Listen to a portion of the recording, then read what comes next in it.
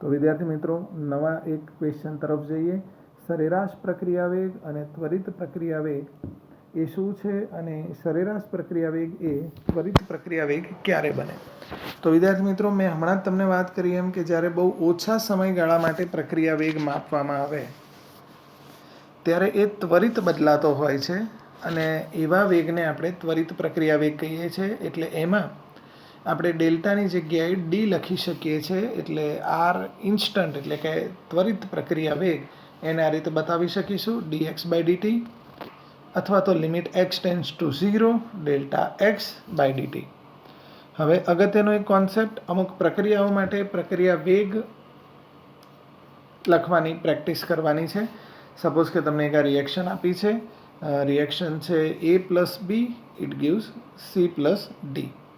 હવે આ રિએક્શનની અંદર પ્રક્રિયા વેગ કેવી રીતે લખાશે ધ્યાનથી સમજી લો।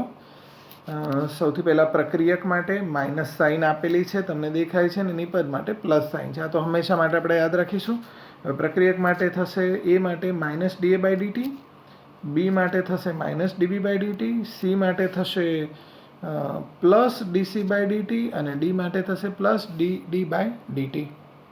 પણ વિદ્યાર્થી મિત્રો જો ક્યાંક સહગુણક ગુણેલા હોય કોઈ પ્રક્રિયક કે નિપજ પાસે, દાખલા તરીકે આ રિએક્શન જુઓ, એ રિએક્શનમાં સહગુણક ગુણેલા છે, તો એવા વખતે એ માટેનો પ્રક્રિયા વેગ આ રીતે લખીશું, માઇનસ સાઇન તો ખરી જ અને 1/2 ડીએ બાય ડીટી, અહીંયા માઇનસ ડીબી બાય ડીટી, અહીંયા પ્લસ 1/3 ડીસી બાય ડીટી અને અહીંયા પ્લસ 1/4 ડીડી બાય ડીટી।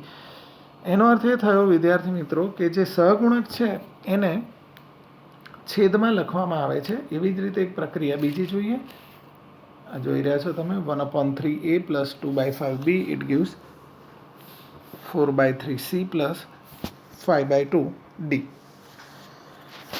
તો હમણાં જ મેં તમને કીધું કે સહગુણકને છેદમાં લખીએ તો આ 1/3 ને 1/1/3 લખવો પડે એટલે કે 3 થઈ જાય। એટલે પર્ટિક્યુલરલી એ માટે પ્રક્રિયા વેગ થશે -3a બાય ડીટી। એવી જ રીતે અહીંયા પણ 1/2/5 એટલે 5/2 થશે, એટલે પ્રક્રિયા વેગ થશે -5/2 ડીબી બાય ડીટી। એ જ રીતે અહીંયા +3/4 ડીસી બાય ડીટી, એ જ રીતે અહીંયા +2/5 ડીડી બાય ડીટી। એવી જ રીતે વિદ્યાર્થી મિત્રો બીજી બે રિએક્શન્સ માટેના પ્રક્રિયા વેગ તમને દર્શાવેલા છે, તમે એકવાર એનો સ્ટડી કરી લો 2 મિનિટમાં। આ રહી રિએક્શન અને આ રહ્યો એનો પ્રક્રિયા વેગ। એવી જ રીતે બંને રિએક્શન માટે જોઈ લો એકવાર।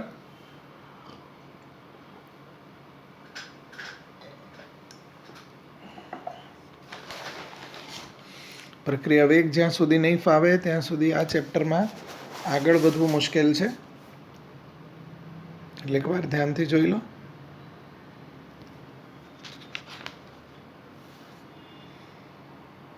ઓકે, તો હવે વિદ્યાર્થી મિત્રો કેટલીક એવી બીજી રિએક્શન્સ હું તમને અહીંયા આપું છું જેની તમે પ્રેક્ટિસ કરજો, એનો પ્રક્રિયા વેગ સ્વપ્રયત્ન કરવાનો પ્રયત્ન કરજો।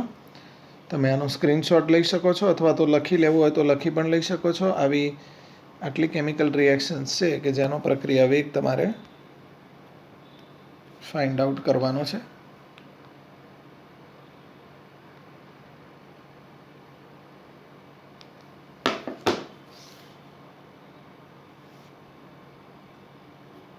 થોડી ઝડપ રાખશો। ઓકે, ચલો આગળ વધીએ। નવો ક્વેશ્ચન, પ્રક્રિયામાં પ્રક્રિયક અને નિપજના મોલને હવેથી આપણે તત્વમિતીય ગુણાંક પણ કહીએ છીએ, એ તમને ખ્યાલ છે। હવે એ મોલ જો જુદા જુદા હોય ત્યારે પ્રક્રિયાના વેગને સમજાવવાનો છે ઉદાહરણ સહિત। તો સમજીએ। સામાન્ય રીતે જ્યારે પ્રક્રિયામાં રહેલા પ્રક્રિયકો અને નિપજોના મોલ સરખા જ હોય, દાખલા તરીકે આ કેમિકલ રિએક્શન જુઓ, તો એનો પ્રક્રિયા વેગ દર્શાવવામાં જરાય તકલીફ પડતી નથી। જેમ ઉપર દર્શાવ્યા પ્રમાણે આ વેગ ચેક કરી લો, આપણે દર્શાવ્યો છે,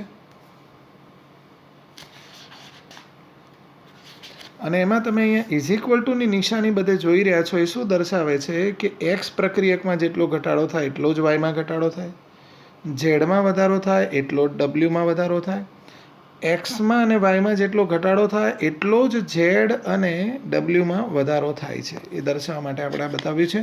તો આનો મતલબ એ થયો કે બધાના મોલ સરખા હશે તો હું કોઈ એકાદ માટે પ્રક્રિયા વેગ શોધી કાઢીશ. તો બાકીનાના તો બધા ઇક્વલ જ છે, એટલે આપમેળે મને બાકીનાના વેગ મળી જશે. અહીંયા દર્શાવી રહ્યા છે કે બધાના મોલ સરખા છે તો બધાના વેગ શોધવામાં બહુ સરળતા છે. પણ હવે તમે જુઓ આ એક રિએક્શન. હવે આ રિએક્શન તમને સામાન્ય જેવી જ દેખાય, પણ અહીંયા બધાના મોલ સરખા નથી. તમે જુઓ આની ઇક્વેશન પરથી હું આનું વાક્ય સ્વરૂપ કેવી રીતે કહું છું.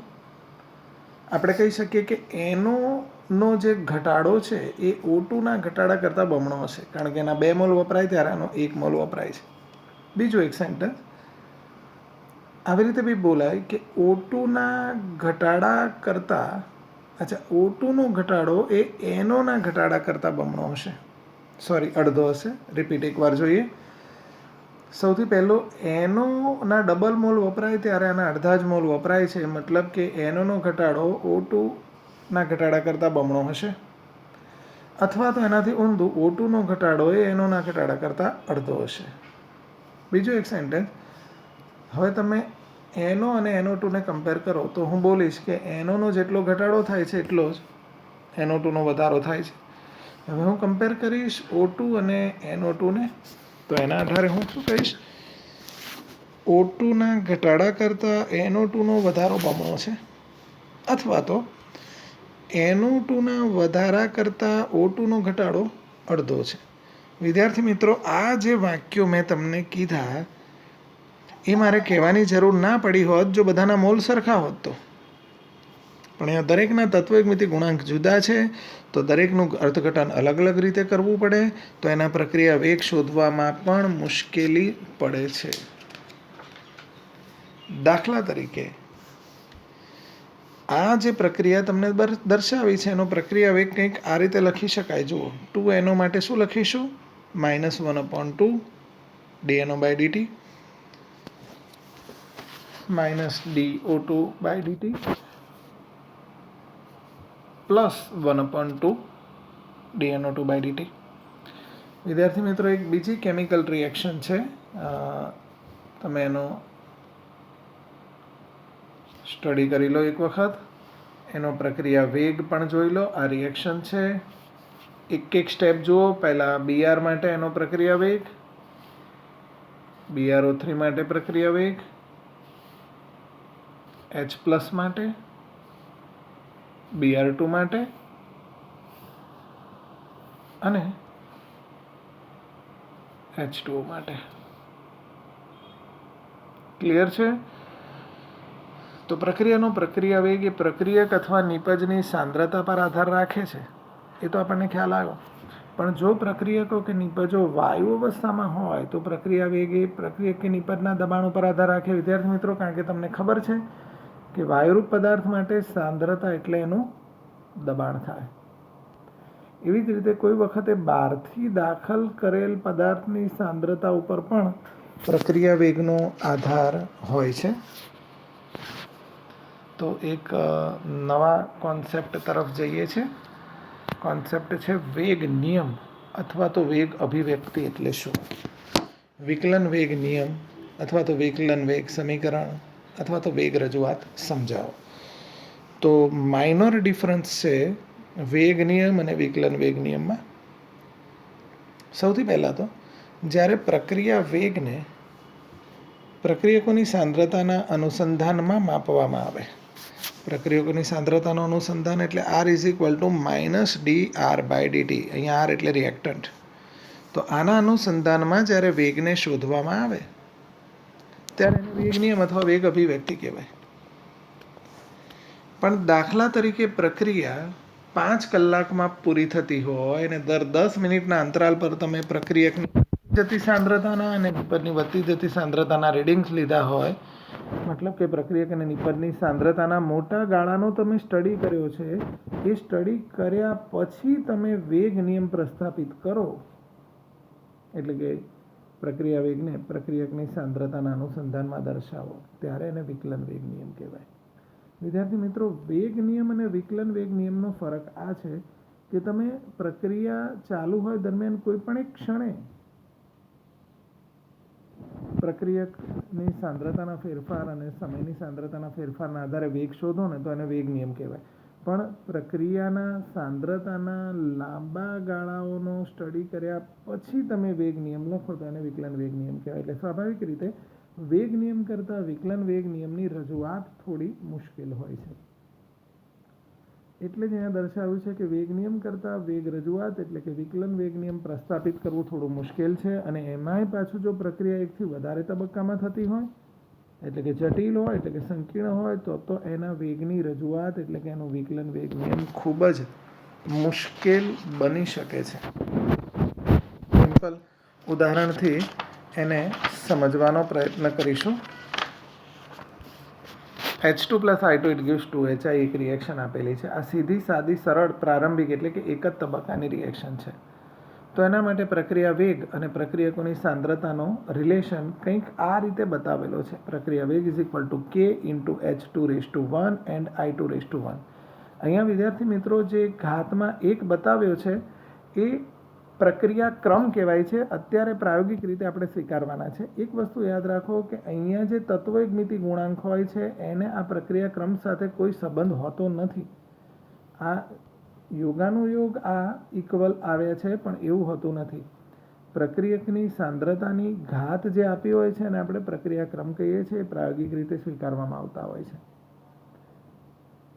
ઓકે, તો પ્રક્રિયા વેગ આ રિએક્શનનો આપણે આ રીતે લખીએ છીએ અને = પ્રક્રિયકોની સાંદ્રતા સાથેનો એનો રિલેશન. તો હવે આમાંથી પ્રક્રિયક હું આ જ લઈ લઉં ખાલી કારણ કે બંને સરખા જ છે. તો -dH2/dt પણ તમે દર્શાવી શકો K × H2⁻1 × I2⁻1. તમે શોર્ટમાં એવું બી લખી શકો કે વેગ = K × H2⁻1 × I2⁻1. પરંતુ હવે જો આ એક જ તબક્કાની પ્રક્રિયા માટેનું વિકલન વેગ સમીકરણ થયું, પણ જો એ પ્રક્રિયા કરતાં વધારે તબક્કામાં થતી હોય, દાખલા તરીકે હવે તમને આ બંને રિએક્શન્સ જોઈને તો એવું જ લાગશે કે સરખી છે, પણ વાસ્તવમાં આ એક કરતાં વધારે તબક્કામાં થાય છે ને એક જ તબક્કામાં થાય છે. એનું ઓળખ એના અચળાંક પરથી આવે. જો અહીંયા એક જ અચળાંક હોય ઇક્વેશનમાં તો એ પ્રક્રિયા એક જ તબક્કામાં થાય છે. પણ તમે આ રિએક્શન માટેના વિકલન વેગ સમીકરણ જુઓ તો તમને 2K દેખાશે. અરે હું એકવાર સમીકરણ વાંચું છું, તમે ધ્યાનથી જોજો. વેગ = K1 H2⁻1 Br2⁻1/2 upon 1 + K2 HBr/Br2. વિદ્યાર્થી મિત્રો, જટિલ પ્રક્રિયા એટલે કે એક કરતાં વધારે તબક્કાની પ્રક્રિયામાં વિકલન વેગ સમીકરણમાં જમણી બાજુના જે પદો છે એ સાદી પ્રક્રિયામાં જે જમણી બાજુના પદો હતા એના કરતાં વધતા જાય છે. તમને પ્રશ્ન થશે કે આ ઇક્વેશન કેવી રીતે આવ્યું? તો અત્યારે તો આપણે ઇક્વેશનને સ્વીકારી લેવાનું છે. ફરીથી એક વખત પ્રક્રિયા ક્રમ કોને કહીશું? જે પ્રક્રિયકોની સાંદ્રતાની ઉપરની જે ઘાતો તમને દેખાય છે એને આપણે પ્રક્રિયા ક્રમ કહીએ છીએ. અત્યારે એને આપણે સ્વીકારવાનું છે. હવે ફરીથી એક વખત આ ઇક્વેશન જુઓ. જટિલ પ્રક્રિયાનું વિકલન વેગ સમીકરણ બતાવે છે અને આ ઇક્વેશન જુઓ એ સરળ પ્રક્રિયા એટલે કે એક તબક્કાની પ્રક્રિયાનું વિકલન વેગ સમીકરણ દર્શાવે છે. હવે આ જટિલ સમીકરણને શું આપણે સરળ સ્વરૂપમાં ફેરવી શકીએ? એક શરત, જો તમે HBr ગેરહાજર એટલે કે 0 લઈ લો તો એની વેલ્યુ 0 મૂકશો તો વેલ્યુ તમને વિકલન વેગ સમીકરણની આ મળશે. મતલબ કે સરળ સમીકરણની જેમ ફેરવાઈ ગયું. પણ વાસ્તવમાં વિદ્યાર્થી મિત્રો, જો તમે HBr 0 લેશો તો આ જે રિએક્શન છે એના પ્રમાણે પ્રોડક્ટ 0 થઈ જશે અને પ્રોડક્ટ 0 હોય તો પ્રક્રિયા આગળ જ ના વધી હોય. પ્રક્રિયા આગળ ના વધી હોય તો એનો વેગ મળે જ નહીં. મતલબ કે આ પોસિબલ નહીં બને. એટલે કે પ્રેક્ટિકલી તમે જટિલ પ્રક્રિયાઓને એટલે કે એક કરતાં વધારે તબક્કાની પ્રક્રિયાઓને સરળ પ્રક્રિયાઓમાં એટલે કે એક જ તબક્કામાં થતી પ્રક્રિયાઓમાં કન્વર્ટ કરી શકશો નહીં. સિમ્પલ છે, ખ્યાલ આવે એવો છે. તો પ્રક્રિયા વેગની તમારે વધારે ને વધારે હજી પ્રેક્ટિસ કરવી જરૂરી બનશે.